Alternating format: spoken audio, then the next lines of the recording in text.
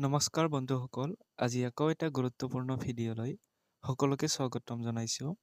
এইটো ভিডিঅ'ৰ মাধ্যমেৰে আমি আলোচনা কৰিম 4 ইয়াৰ আণ্ডাৰ গ্ৰেজুৱেশ্যন প্ৰগ্ৰামৰ গুৱাহাটী ইউনিভাৰ্চিটিৰ 3rd ছেমিষ্টাৰৰ ৰেগুলাৰ ষ্টুডেণ্টৰ ফৰ্ম ফিল আপ প্ৰগ্ৰেছ সম্পৰ্কে আলোচনা কৰিম। চ' আপোনালোকে নিশ্চয় জানে আপোনালোকৰ যোৱা 20 তাৰিখৰ পৰা ফৰ্ম ফিল আপ আৰম্ভ হৈছে। আপোনালোকে কেনেধৰণে মোবাইলৰ সহায়তে বা আপোনালোকৰ আন মাধ্যমৰ যোগেদি কেনেধৰণে আপোনালোকে ফৰ্ম ফিল আপ কৰিব সেই বিষয়ে আলোচনা কৰিম। চ' প্ৰথমে আপোনালোকে ফৰ্ম ফিল আপৰ কাৰণে গুগল নাইবা ক্ৰমত যাব লাগিব। চ' তাতে গৈ প্ৰথমে আপোনালোকে চাৰ্চ কৰিব স্মাৰ্ট ষ্টুডেণ্টছ পৰ্টেল। চাৰ্চ কৰাৰ পিছতে আপোনালোকৰ প্ৰথম অপশ্যন আহি যাব ইয়াতে। চ' প্ৰথম অপশ্যনটোত আপোনালোকে ক্লিক কৰিব student check in students portal. ইয়াতে আপোনালোকে ক্লিক কৰিব লাগিব। ইয়াতে আপোনালোকে ক্লিক কৰাৰ লগে লগে এনেকুৱা ধৰণৰ ইণ্টাৰফেচ খোল খাব, য'ত আপোনালোকে লিখিব লাগিব ইয়াতে ইনৰলমেণ্ট নাম্বাৰ পাছৱৰ্ড লিখিব লাগিব। লিখি আপোনালোকে লগইনত ক্লিক কৰিব লাগিব। যদি আপুনি পাছৱৰ্ড পাহৰিছে তেনে ক্ষেত্ৰত ৰিছেট পাছৱৰ্ডত ক্লিক কৰিব। তাৰপিছতে ইনৰলমেণ্ট নাম্বাৰ দিব। ইনৰলমেণ্ট নাম্বাৰ দিয়াৰ পিছতে আপোনালোকে ছাবমিটত ক্লিক কৰাৰ পিছতে আপোনালোকৰ ইমেইলত OTP ভেৰিফিকেশ্যন হ'ব।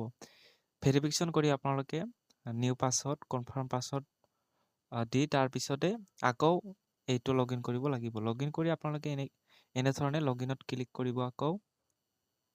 চ' লগইনত ক্লিক কৰাৰ পিছতে আপোনালোকৰ এনেকুৱা ধৰণৰ ইণ্টাৰফেচ খোল খাব।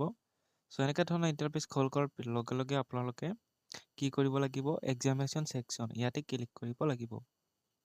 চ' ইয়াতে ক্লিক কৰাৰ পিছত আপোনালোকৰ তিনিটা অপশ্যন দেখা পাব এনেকুৱা ধৰণৰ ইণ্টাৰফেচ, য'ত আপোনালোকে ৰেগুলাৰ ষ্টুডেণ্টৰ বাবে প্ৰথমে আপোনালোকে এইটোত ক্লিক কৰিব click here for examination form.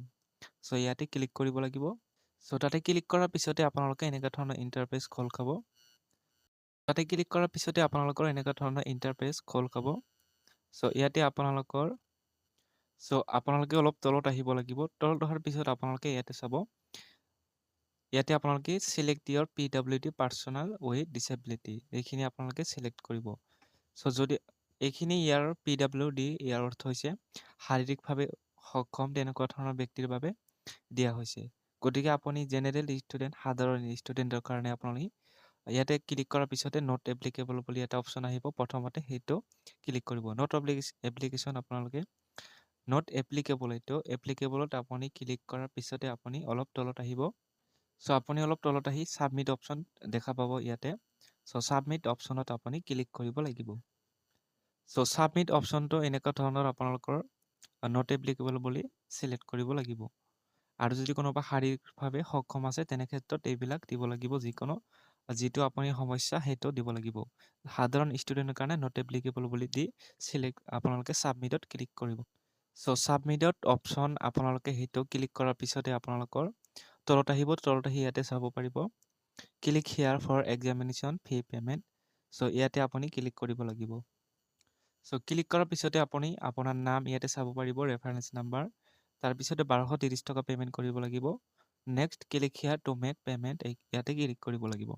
So' ইয়াতে আপুনি ক্লিক কৰিব লাগিব। যেতিয়া ক্লিক কৰিব ইয়াতে আপুনি কোনটো মাধ্যমৰ সহায়ত পে'মেণ্ট কৰিব তাৰ বিষয়ে আছে। যদি আপুনি ফোনপে' বা গুগল পে'ৰ সহায়ত কৰে তেতিয়াহ'লে যিটো কৰিব তাত আপুনি ক্লিক কৰিব লাগিব। এনেকুৱা ধৰণে ক্লিক কৰিব।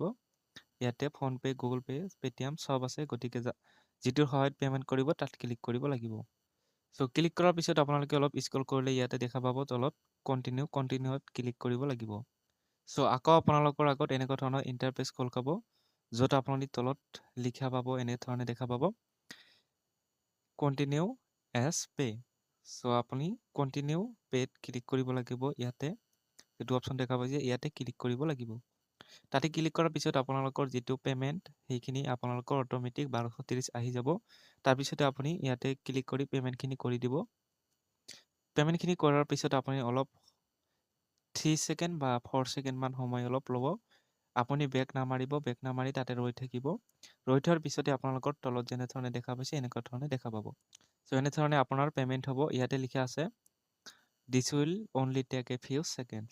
চ' কিছু ছেকেণ্ড সময় পাৰ হোৱাৰ পিছত আপুনি আকৌ এটা পেজ অট'মেটিক আহি যাব। চ' এনেকুৱা ধৰণৰ পেজ আহিব। তাৰপিছতে আকৌ আপোনালোকৰ অট'মেটিক আপোনালোকৰ এই পেজটো আহি যাব। তো ইয়াতেও আপুনি একেধৰণে আপোনাৰ নাম দেখা পাব ইয়াতে নাম দেখা পাব গতিকে আপুনি এইটো যদি দেখা পাইছে এইটো পূৰণ হোৱাৰ লগে লগে অটোমেটিক আপোনাক আকৌ এটা পেজ ওপেন হৈ যাব সো পেজটো এনেকুৱা ধৰণৰ থাকিব এনেকুৱা ধৰণৰ থাকিলে আপুনি আপোনাৰ যিটো 3 দেখা পাইছে এটো সেমিস্টাৰ 1 2 3 সো 3 ত আপুনি ক্লিক কৰিব প্ৰিন্ট বুলি অপচন ইয়াতে আছে গতিকে প্ৰিন্ট অপচনত আপুনি ক্লিক কৰিব লাগিব তেতিয়া আপুনি পিডিএফটো লাভ কৰিব সো এনে ধৰণে আপোনালোকে ফৰ্ম ফিলআপ কৰিব পাৰিব সো ভিডিওটো ভাল লাগিলে শেয়াৰ কৰিব লাইক কৰিব আৰু চেনেলটো সাবস্ক্ৰাইব কৰি ল'ব